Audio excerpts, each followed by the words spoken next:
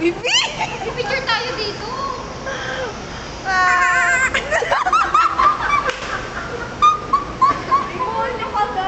Picture tayo. Uwian na naman nga at galing sa trabaho. Ngayon nga ay may plano kaming kumain ng mga katrabaho ko. Malakas nga ang ulan at may bagyo ata nung time na yan. Napakalakas nga ng hangin at parang kami rin ay lilipa rin. Dahil minsan nga lang kami magsama-samang kumain ay kahit may bagyo, go pa din. Kahit umuulan, go pa rin ang mga person.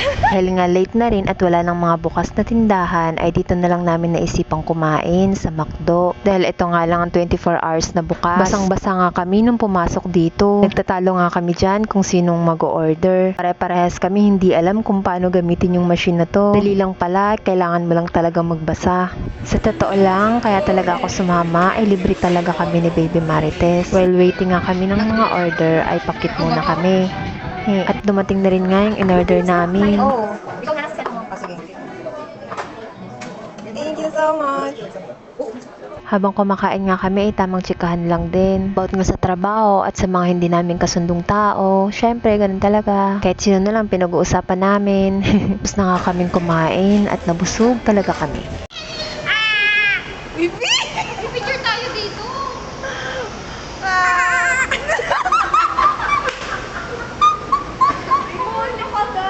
Nakakasad lang dahil last banding na rin namin to kasama si Damjen. Kasi nga mapupunta na siya ng ibang department. Unexpected talaga dahil that day, masasaya pa kami. Then, kinabukasan, ibababa na pala siya.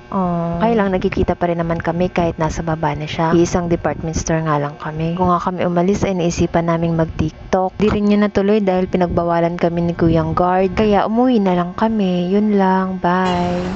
Bye-bye!